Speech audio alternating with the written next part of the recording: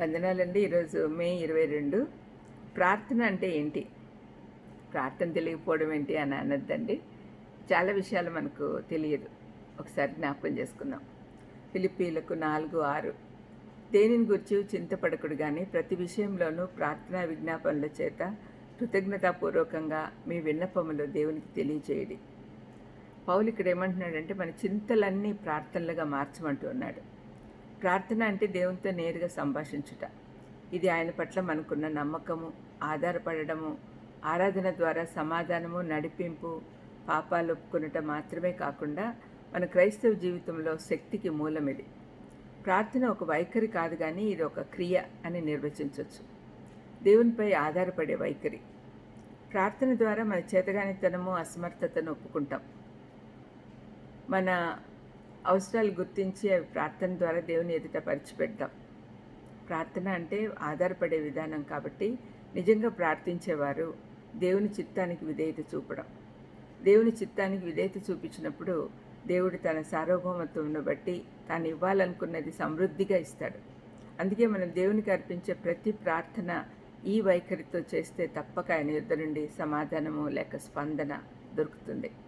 ప్రార్థన గురించి మనం తెలుసుకోవాల్సిన ముఖ్య అంశం ఏంటంటే ప్రార్థించిన సమయంలో మన చిత్తాన్ని దేవుని చిత్తంతో సమన్వయపరచాలి. భక్తితో అలవాటు కొద్ది చేసే ప్రార్థన కంటే మనస్ఫూర్తిగా దేవునితో మాట్లాడుతున్నట్టుగా ఉండాలి. ప్రార్థన అనేది అనేక విధాలుగా అర్థం చేసుకుంటాం, కానీ ఇది దైవికమైన ఏర్పాటుని గుర్తించాలి. ఆయన చిత్తానుసారం అడిగితే అడిగిన ప్రతిదీ ఇస్తాడు. అందుకే మనస్ఫూర్తిగా ప్రభువా ప్రార్థన చేయడం నేర్పించు అని మనం అడగాలి. ప్రార్థన ఎప్పుడూ చివరిగా ఆధారపడేది కాదు, కానీ అది మొదటిగా దేవునిపై నమ్మకంతో స్పందించాలి. మనము ఏదైనా పని మొదలు పెట్టాలనుకుంటే ముందు నిర్ణయాలన్నీ తీసుకొని మళ్ళీ దేవుని పైన ఆధారపడతాం. అయితే దేవుని చిత్తం తెలుసుకుని మళ్ళీ మనం పని మొదలుపెట్టి ప్రార్థిస్తే అప్పుడు తప్పనిసరిగా మన పని బాగా జరుగుతుంది.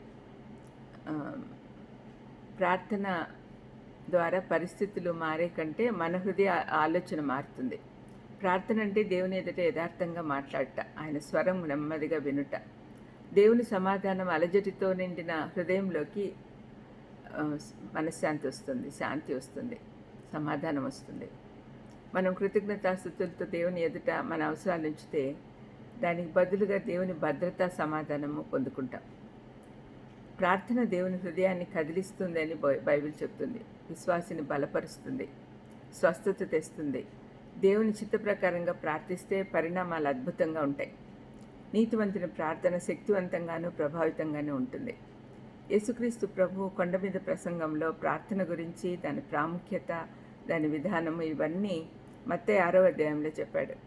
శిష్యులు ఆయన అడిగిన 2 కోరికలు ఏంటంటే ప్రార్థన నేర్పించమని అడిగారు, విశ్వాసము పెంచమని అడిగారు. మత్తయి 6వ అధ్యాయము 9-13లో ఒక మాదిరి ప్రార్థన ప్రభు తన శిష్యులకు నేర్పాడు. ప్రార్థన ప్రతి విశ్వాసికి వెన్నెముక లాంటిది. అది లేకుంటే స్థిరంగా ఉండలేం, నిలబడలేం. ప్రార్థించుకుందాం. దయామేడా, మా ప్రార్థన ఆలకించేవాడా, ప్రార్థన తప్పనిసరిగా చేయాలి అనే విషయం మరొకసారి జ్ఞాపకం చేసినందుకు మీకు స్తోత్రం చెల్లిస్తూ ఎల్లవెల్లా ప్రార్థిస్తూ మీతో మాట్లాడేదానికి అవకాశం ఇవ్వమని యేసుక్రీస్తు నామమున వేడుకొంచున్నాను తండ్రి. ఆమేన్. God bless you.